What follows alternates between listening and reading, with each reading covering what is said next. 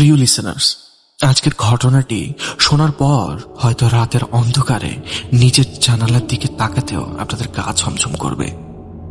আমরা সচরাচর জিন বা অশরীর সম্পর্কে যা জানি, আজকের ঘটনাটি তার থেকে সম্পূর্ণ আলাদা। সাধারণত আমরা ভাবি জিন বা অশরীরী মানেই অশিক্ষিত, হিংস্র কোনো সত্তা, যাকে পবিত্র ধর্মগ্রন্থের আয়াত বা দোয়া পড়ে তাড়ানো সম্ভব। কিন্তু একবার ভাবুন তো, পরিস্থিতিটা কতটা ভয়াবহ হতে পারে যদি আপনি দেখেন সেই সত্তাটিকে তাড়ানোর জন্য হুজুর বা ইমাম সাহেব হয়তোবা দোয়া পড়ছেন। উল্টো সেই সত্তাটি ইমাম সাহেবের ভুল ধরে দিচ্ছে। শুধু তাই নয়, ইমাম সাহেবের চেয়েও সুন্দর এবং শুদ্ধ উচ্চারণে সে নিজেই পবিত্র আয়াতগুলো তিলাওয়াত করছে। বিশ্বাস করুন, যাকে তাড়াতে এসেছেন সে যদি আপনার চেয়ে বেশি ধর্মতত্ত্ব সম্পর্কে জানে, তখন অসহায়ত্ব ছাড়া আর কিছুই করার থাকে না। আর দেরি না করে সরাসরি চলে যাচ্ছি আজকের ঘটনায়। আসসালামু আলাইকুম প্রিয় লিসেনার্স, কেমন আছেন আপনারা? আশা করছি আপনারা সবাই নিরাপদে আছেন, আপনারা পরিবারের সাথে ভালো আছেন। আজকে আমি আপনাদের যে ঘটনাটি শোনাবো সেটি কোনো সাধারণ ভূতের গল্প নয়। এটি এমন এক সত্য ঘটনা যা শুনলে আপনাদের বিশ্বাসের ভিত নেড়ে উঠবে। আমরা সচরাচর জিন বা অশরীর বলতে বুঝি হিংস্র কদাকার কোনো সত্তা, যাদের কাজই হলো মানুষকে ভয় দেখানো বা ক্ষতি করা। আমরা ভাবি আল্লাহর কালাম বা দোয়া পড়লে তারা ভস্ম হয়ে যাবে, পালিয়ে যাবে। কিন্তু লিসেনার্স, একবার ভাবুন তো, পরিস্থিতিটা কতটা ভয়াবহ এবং অসহায় হতে পারে যখন আপনি দেখবেন আপনি যাকে তাড়ানোর জন্য এসেছেন, উল্টো সে আপনার সাথে একই কাজ করছে। সেও আপনাকে তাড়ানোর চেষ্টা করছে। আপনার হাতে আর কোনো অস্ত্র থাকে না, তাহলে তখন কেবল হাড়হিম করা ভয় আর অমোঘ কৌতূহল ছাড়া কিছুই অবশিষ্ট থাকে না। আজকের এই ঘটনার কেন্দ্রবিন্দু বরিশাল জেলার এক নিভৃত গ্রাম।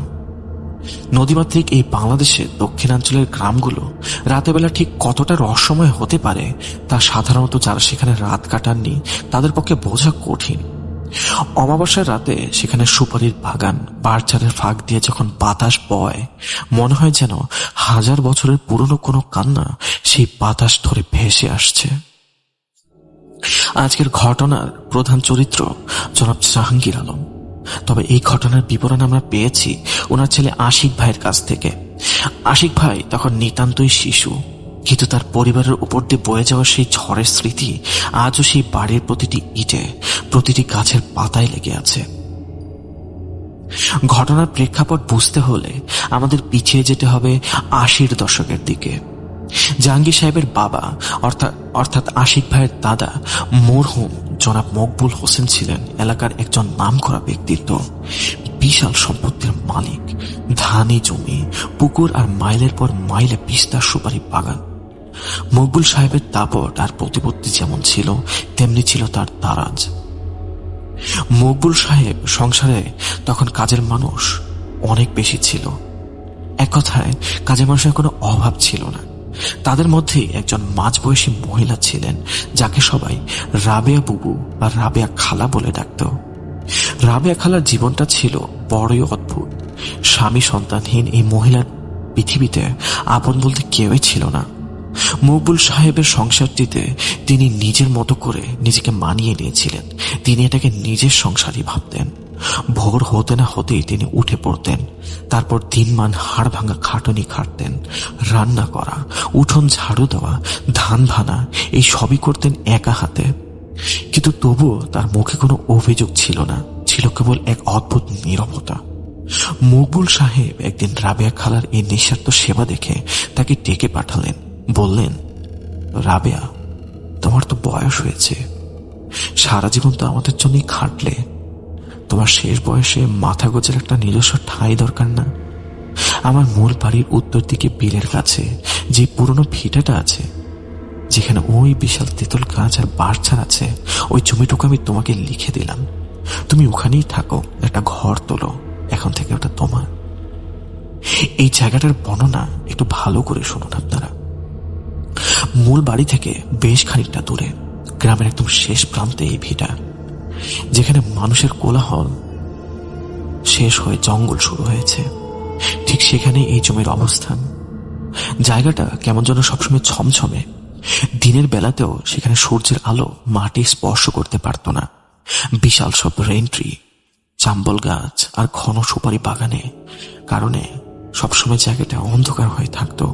আর ঠিক মাঝখানে ছিল এক বিশাল প্রাচীন তেঁতুল গাছ। গাছটা এতই বড় আর ঝাঁকড়া ছিল যেন তার ডালপালাগুলো আকাশকে ঢেকে রেখেছিল এক অশুভ ছায়ার মতো। এই ভিটের মাটি ছিল সবসময় ভেজা আর সেচেতে।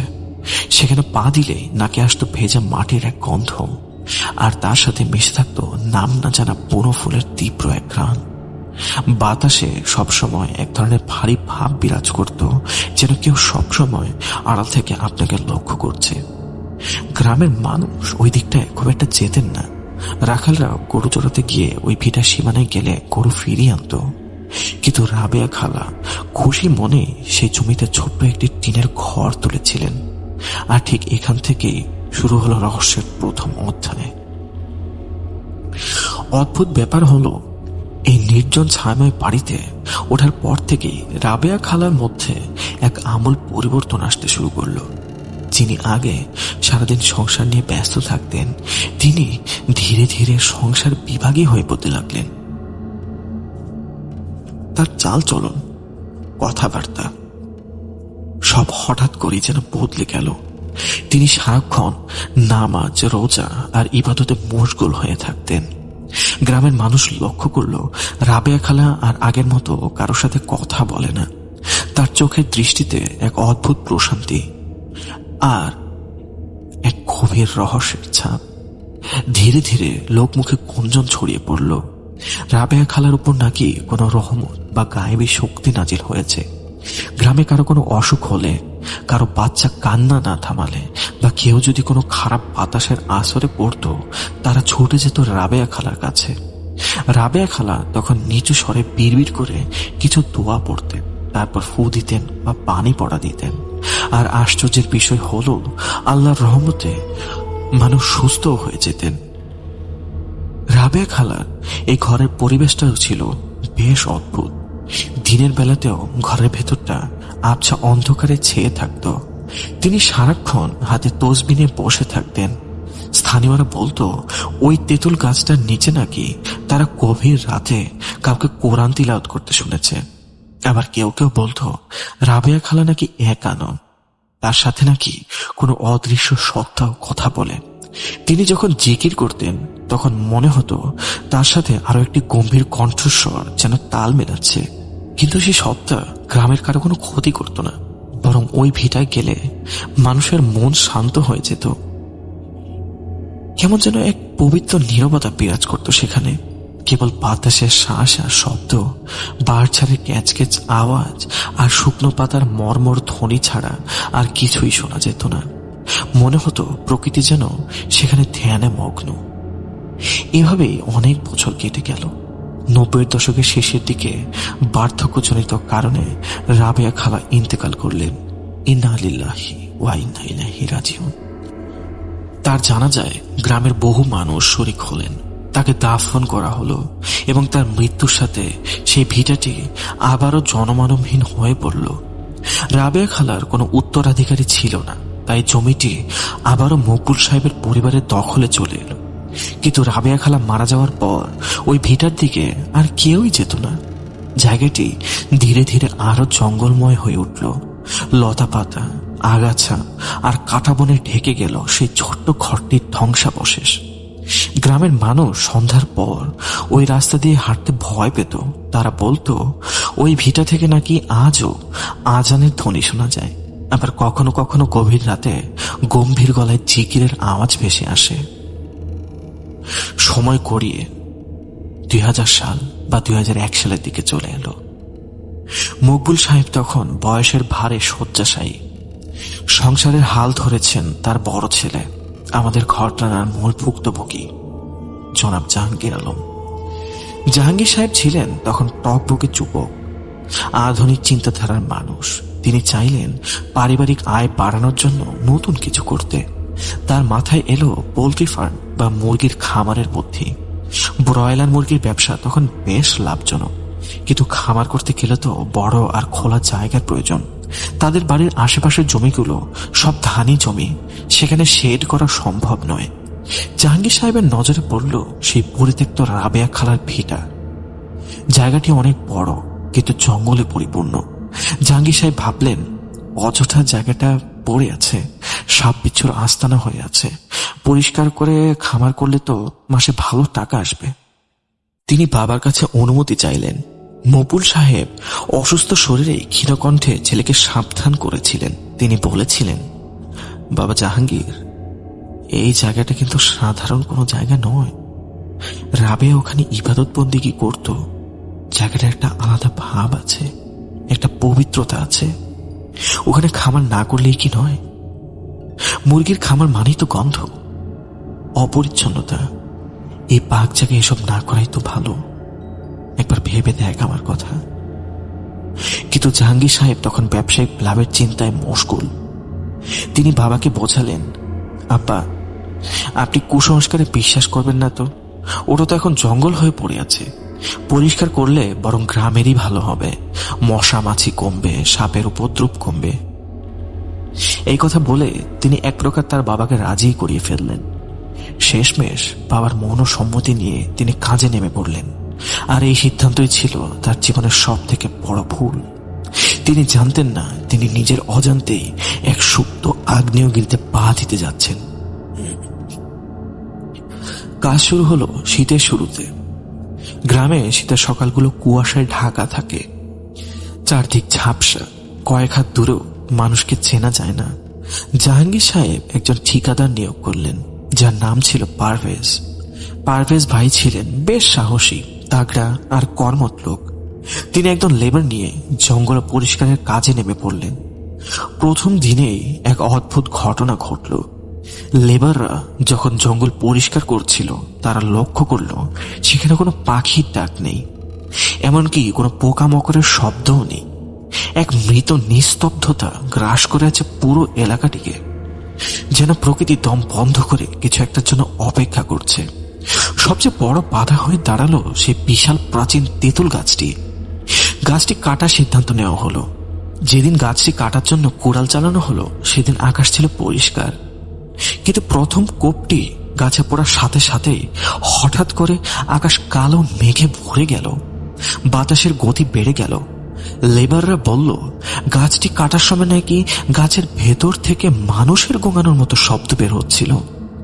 কাঠের শরীর চিরে যখন কুড়ালটা ঢুকছিল, মনে হচ্ছিল কোনো জীবন্ত মানুষের শরীরে যেন আঘাত করা হচ্ছে। বের হয়ে আসছিল লালচে আঠালো কষ, যা দেখতে অবিকল রক্তের মতো। একজন বয়স্ক লেবার তো কাজ ফেলেই চলে গেল। সে বলল, সাহেব, এই গাছ কাটার কাম আমার না। এই কাজে জান আছে, আমি পাপের ভাগীদার হতে পারবো না। কিন্তু জাহাঙ্গীর সাহেব বা পারভেজ ভাই সেটাকে কুসংস্কার, বাতাসের শব্দ বা কাঠের ক্যাচকেচানি বলে উড়িয়ে দিলেন। তারা জোর জোর করে কাজ চালিয়ে গেলেন। শেষ পর্যন্ত গাছটি কেটে ফেলা হলো। রাবেয়া খালা সেই ভাঙা ঘরটি বুলডোজার দিয়ে মাটির সাথে মিশিয়ে দেওয়া হলো। মাটির বুক চিরে খুঁটি পোতা হলো। ইট বালু সিমেন্টের কাজ শুরু হলো। কিন্তু প্রকৃতির সেই পবিত্র শান্ত জায়গাটিকে যখন ব্যবসায়িক স্বার্থে তছনছ করা হচ্ছিল, তখন তারা ঘুণাক্ষরেও টের পাননি যে তারা কার প্রশান্তিতে ব্যাঘাত ঘটাচ্ছেন। তারা জানতেন না তারা এমন এক ঘুমন্ত সত্তাকে জাগিয়ে তুলছেন, যার ক্রোধ তাদের জীবনকে নরকে পরিণত করবে। খামারের কাজ প্রায় অর্ধেক শেষ। ছেদের দেয়াল উঠে গেছে, টিনের চাল লাগানো বাকি। কিন্তু তখনই শুরু হলো বিপত্তি। শুরুতে বিষয়গুলো ছিল খুব সূক্ষ্ম, যা সহজে চোখে পড়তো না। প্রথম পরিবর্তনটা দেখা গেল জাহাঙ্গীর সাহেবের মধ্যে। তিনি অত্যন্ত মিশুক, ভদ্র এবং শান্ত স্বভাবের মানুষ। 5 ওয়াক্ত নামাজ পড়তেন, গ্রামের মানুষের সাথে হাসি মুখে কথা বলতেন। কিন্তু হঠাৎ করেই তার নামাজ বন্ধ হয়ে গেল। তিনি আর মসজিদের দিকে পা বাড়াতেন না। জোহর আজান বা মাগরিবের আজান শুনলে তিনি অস্বস্তিতে ছটফট করতেন। কানে হাত দিয়ে থাকতেন, যেন আজানের শব্দটা তার মস্তিষ্কে হাতুড়ির মতো আঘাত করছে। তার মেজাজ হয়ে উঠল রুক্ষ। কথায় কথায় তিনি স্ত্রী আর আশিক ভাইয়ের মায়ের সাথে দুর্ব্যবহার করতেন। যে মানুষটা আগে নিজের সন্তানকে জানের চেয়ে বেশি ভালোবাসতেন, তিনি এখন সেই সন্তানের কান্নার আওয়াজই সহ্য করতে পারতেন না। আশিক ভাই তখন অনেক ছোট। বাবার এই পরিবর্তন তাকে ভীত করে তুলত। জাহাঙ্গীর সাহেব বাড়ি ফিরতেন গভীর রাতে, আর তার শরীর থেকে আসতো এক অদ্ভুত গন্ধ। না, কোনো দুর্গন্ধ নয়, বরং খুব তীব্র প্রাচীন কোনো আতরের গন্ধ। কিন্তু সেই গন্ধে কোনো পবিত্রতা ছিল না, ছিল একদম বন্ধ করা মাদকতা। সবচেয়ে ভয়াবহ পরিবর্তন এলো খাদ্যাভ্যাসে। জাহাঙ্গীর সাহেব আগে খুব ভালো পরিমিত আহার করতেন, কিন্তু এখন তিনি গোগ্রাসে খেতে শুরু করলেন। দুপুরের খাবারে একাই ৩-৪ জন মানুষের ভাত তিনি একাই খেয়ে ফেলতেন। খাওয়ার সময় তার ভঙ্গি থাকতো পশুর মতো। তিনি হাতে খাবার মাখাতেন, গপ গপ করে গিলতেন এবং অদ্ভুত সব শব্দ করতেন। তার খাওয়ার দৃশ্য দেখে বাড়ির মহিলারা ভয়ে সরে যেতেন। কিন্তু আশ্চর্যের বিষয়, এত খাওয়ার পরেও তার শরীর দিন দিন শুকিয়ে কাঠ হয়ে যাচ্ছিল। তার গায়ের রং তামাটে হয়ে গেল, চোখের নিচে পড়ল গভীর কালো গর্ত। তাকে দেখে মনে হতো তিনি নন, তার ভেতরের অন্য কেউ সেই খাবার হয়তোবা গ্রহণ করছে। তার শরীরের সব পুষ্টি যেন শুষে নিচ্ছে কোনো অদৃশ্য পরজীবী। অন্যদিকে ঠিকাদার পারভেজ ভাইয়েরও অবস্থা একই। তিনিও একই লক্ষণে আক্রান্ত হলেন। তারও মেজাজ খিটখিটে, অতিরিক্ত ক্ষুধা আর শরীর শুকিয়ে যাওয়া। কাজের সাইটে তিনি লেবারদের সাথেও অকারণে ঝগড়া করতেন। একদিন তো তিনি দা নিয়ে লেবারদের ধাওয়া পর্যন্ত করলেন। তার চোখ দুটো ছিল রক্তের মতো লাল। গ্রামের মানুষ কানাঘুষা করতে শুরু করলো। কেউ বলল জাহাঙ্গীর সাহেবকে চিনে ধরেছে, কেউ বলল রাবেয়া বাবুর অভিশাপ লেগেছে। কিন্তু জাহাঙ্গীর সাহেব এসব কথা শুনে খেপে যেতেন। তিনি বলতেন, সব বাজে কথা, আমার শরীরের ক্লান্তি, তাই এমন লাগছে। আসল বিভীষিকা শুরু হলো কিছুদিন পরের রাতে। বরিশালের সেই গ্রামের রাত ৮টা-৯টা বাজলেই গভীর নিস্তব্ধতা নেমে আসে। ইলেকট্রিসিটি তখন সব ঘরে পৌঁছায়নি। হারিকেনের আলোয় ভরসা। সেই নিস্তব্ধতা ভেঙে জাহাঙ্গীর সাহেবের ঘর থেকে অদ্ভুত সব আওয়াজ ভেসে আসত। আশিক ভাইয়ের মা বলতেন, গভীর রাতে যখন সবাই ঘুমিয়ে পড়ত, তখন জাহাঙ্গীর সাহেব বিছানায় উঠে বসতেন। অন্ধকারে তার চোখ দুটো জলজল করে জ্বলত। তিনি স্থির দৃষ্টিতে জানালার দিকে তাকিয়ে থাকতেন। মাঝে মাঝে তার গলা দিয়ে এমন এক গুড়গুড় শব্দ বের হতো, যা কোনো মানুষের গলা শব্দ হতেই পারে না। মনে হতো বিশাল কোনো হিংস্র প্রাণী শিকারের অপেক্ষায় ওত পেতে আছে। একদিন রাতের ঘটনা। শীতের রাত, বাইরে ঘন কুয়াশা। আশিক ভাইয়ের মা হঠাৎ জেগে উঠলেন। দেখলেন পাশে জাহাঙ্গীর সাহেব নেই। ঘরের দরজাটা খোলা, বাইরে বাতাস বইছে হু হু করে। তিনি ভয়ে মশারি তুলে বের হলেন। হাতে একটা হ্যারিকেন নিয়ে বারান্দায় গেলেন। বারান্দায় গিয়ে তিনি যা দেখলেন তাতে তার রক্ত হিম হয়ে গেল। জাহাঙ্গীর সাহেব উঠোনের মাঝখানে দাঁড়িয়ে আছেন, পরনে শুধু একটা লুঙ্গি, গায়ে কোনো জামা নেই। এই হাড় কাঁপানো শীতেও তার কোনো বিকার নেই। তখন অমাবস্যার রাত, ঘুটঘুটে অন্ধকার। কিন্তু সেই অন্ধকারের মধ্যেও আশিক ভাইয়ের মা বুঝতে পারলেন জাহাঙ্গীর সাহেব একা নন, তিনি কারোর সাথে কথা বলছেন। তিনি হাত নেড়ে খুব উত্তেজিত হয়ে কথা বলছেন, কিন্তু তার সামনে কেউ নেই, কেবল শূন্য বাতাস আর চাদর কুয়াশার। জাহাঙ্গীর সাহেব অদ্ভুত এক ভাষায় কথা বলছেন।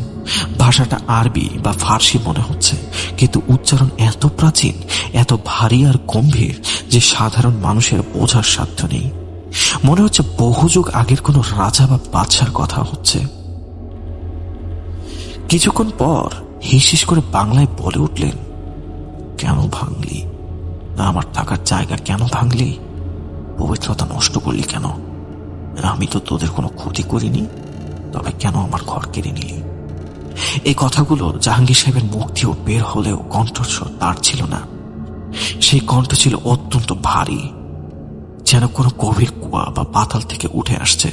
তাতে মিশেছিল হাজার বছরের ক্লান্তি আর চাপা ক্রোধ। আশিক ভাইয়ের মা আর সহ্য করতে পারলেন না। তিনি ভয়ে চিৎকার করে অজ্ঞান হয়ে বারান্দায় পড়ে গেলেন। শব্দ শুনে বাড়ির অন্যরাও জেগে উঠল।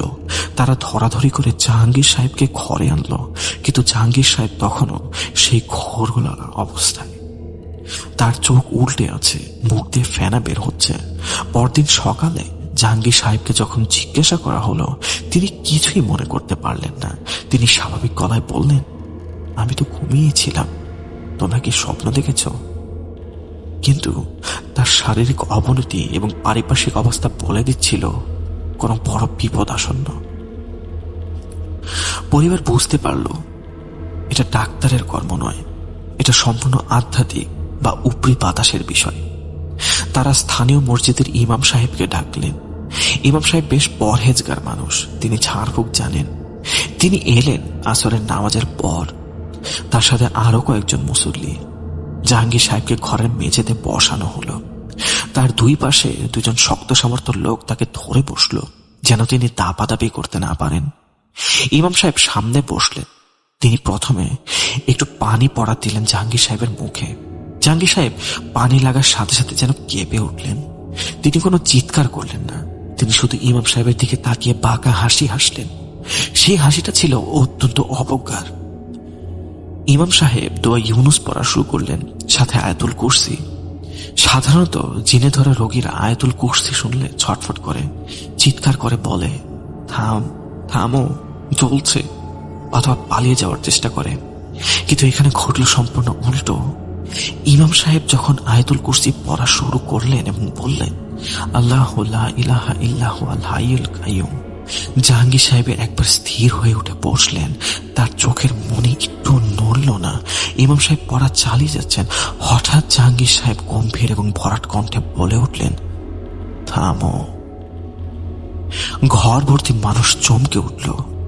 জাহাঙ্গীর সাহেব ইমাম সাহেবের চোখের দিকে তাকিয়ে গম্ভীর কণ্ঠে বললেন, তোমার মাখরাজ তো ঠিক হচ্ছে না হুজুর। আইন আর হামজার উচ্চারণ স্পষ্ট করো। তুমি আল্লাহর কালাম ভুল উচ্চারণে পড়ছো কেন? উপস্থিত সবাই স্তম্ভিত।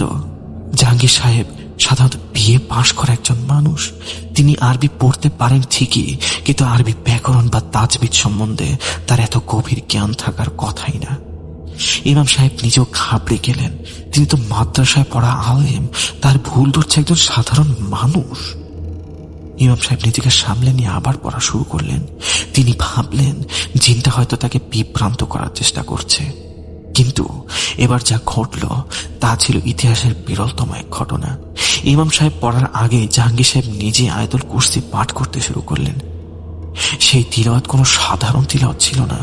কি সুন্দর সেই সুর, কি নিখুঁত সেই উচ্চারণ। মনে হলো যেন মক্কা মদিনার কোনো প্রধান কারি সাহেব সরাসরি তিলাওয়াত করছেন। তার গলার কণ্ঠস্বর বাজের মতো গম্ভীর, আবার একই সাথে মধুর। প্রতিটি হরফের হক আদায় তিনি তিলাওয়াত করে করছিলেন। তার পাঠ শুনে উপস্থিত সকলের গায়ে কাঁচা দিয়ে উঠল। ভয়ের চেয়ে বড় হয়ে দাঁড়ালো বিস্ময়। বাতাস যেন ভারী হয়ে উঠল। মনে হলো ঘরের ছাদ ভেদ করে কোনো আসমানি নূরের ছটা নেমে এসেছে। সবাই মন্ত্রমুগ্ধের মতো সেই তিলাওয়াত শুনতে লাগলো। তিলাওয়াত শেষ করে সেই সত্তাটি ইমাম সাহেবকে উদ্দেশ্য করে বলল, তোমরা যে কালাম দিয়ে আমাকে তাড়ানোর চেষ্টা করছো, সেই কালাম আমার ধমনীতে মিশে আছে। আমি আল্লাহর এক নগণ্য গোলাম। আমি গত 300 বছর ধরে এই কালামের চর্চা করছি। আমি এই কালামের সম্মান জানি। তোমরা কি মনে করো আমি কোনো নাপাক শয়তান? মূর্খ কোথাকার! যাকে তাড়াতে এসেছ তার সম্পর্কে না জেনেই তোমরা আগুন নিয়ে খেলতে এসেছ। ইমাম সাহেব ভয়ে ঘেমে নিয়ে একাকার হয়ে গেলেন। তার হাত পা কাঁপতে শুরু করলো। তিনি বুঝতে পারলেন তিনি যার মুখোমুখি হয়েছেন সে সাধারণ কোনো দুষ্ট জিন নয়, সে অত্যন্ত জ্ঞানী এবং শক্তিশালী আলেম জিন বা মুমিন কোনো জিন। এই ধরনের জিনের সাথে পাল্লা দেওয়া বা এদের সাথে তর্কে যাওয়া সাধারণত হুজুরদের কর্ম নয়।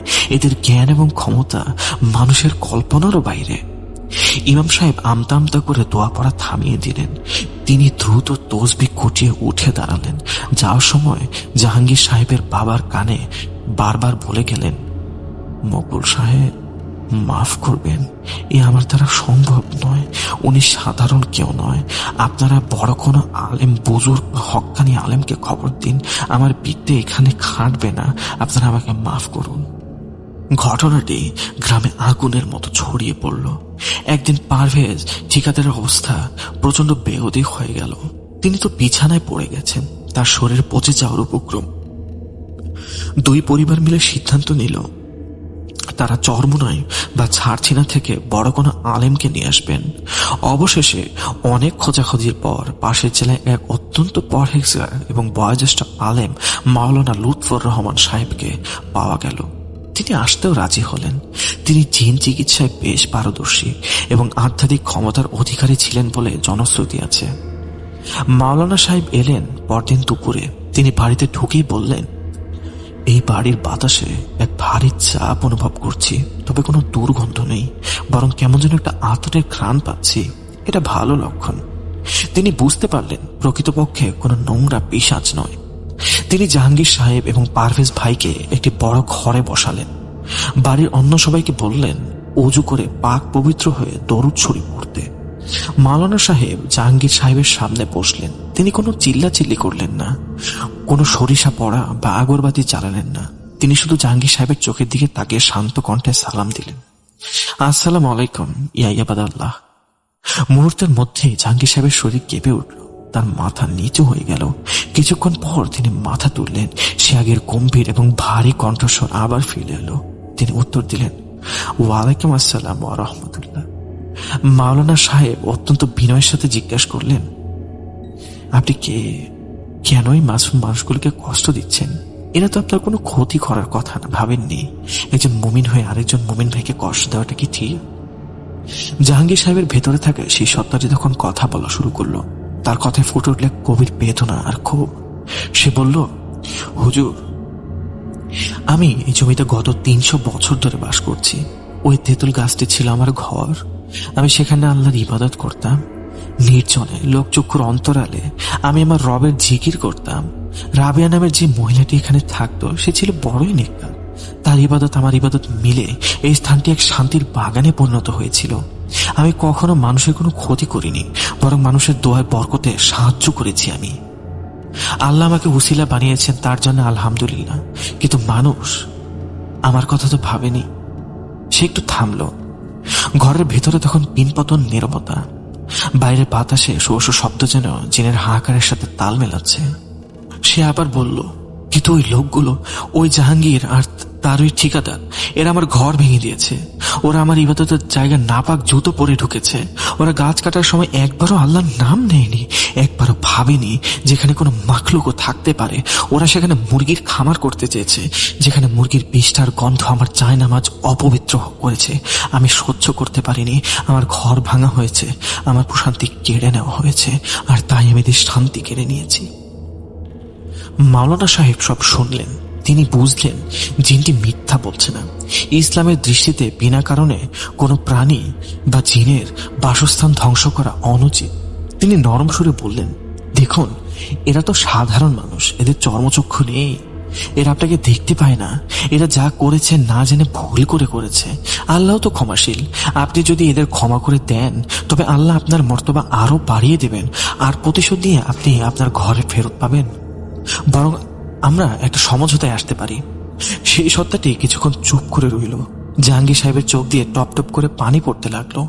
বোঝা গেল জিনটির মনের রাগ কিছুটা কমেছে। সে বলল, আমি এদের ক্ষমা করতে পারি, কিন্তু আমার একটা শর্ত আছে। মাওলানা সাহেব জিজ্ঞাসা করলেন, কি শর্ত? জিনটি বলল, 1, ওই জায়গায় কোনোদিন কোনো নাপাক স্থাপনা বা পোল্ট্রি খামার করা যাবে না। ওটা যেমন জঙ্গল ছিল বা বাগান ছিল তেমনই রাখতে হবে। 2, আমার যে গাছটি ওরা কেটেছে ঠিক সেই জায়গায় 7টি ফলের গাছ লাগাতে হবে। 3, এই দুইজনকে অর্থাৎ জাহাঙ্গীর ও পারভেজকে তওবা করতে হবে এবং নিয়মিত 5 ওয়াক্ত নামাজ পড়তে হবে। 4, ওই স্থানটিকে সবসময় পরিষ্কার পরিচ্ছন্ন রাখতে হবে, যেন আমি সেখানে আমার ইবাদত চালিয়ে যেতে পারি। মাওলানা সাহেব সাথে সাথে রাজি হয়ে গেলেন। তিনি জাহাঙ্গীর সাহেবের পরিবারের মুরব্বীদের ডেকে শুনে শর্তগুলো বললেন। প্রাণ ভয় এবং ভক্তিস্বরে সবাই রাজি হয়ে গেল। সাথে সাথে সিদ্ধান্ত নেওয়া হলো পোল্ট্রি ফার্মের প্রজেক্ট বাতিল। ওই জায়গাটি পরিষ্কার করে সেখানে সুগন্ধি ফুলের গাছ আর ফলের গাছ লাগানো হবে। মাওলানা সাহেব তখন জিনটিকে উদ্দেশ্য করে বললেন, ভাই, আপনার শর্ত সব মেনে নেওয়া হয়েছে। এবার আপনি দয়া করে এই শরীর ছেড়ে যান, আল্লাহর ওয়াস্তেদের মুক্তি দিন।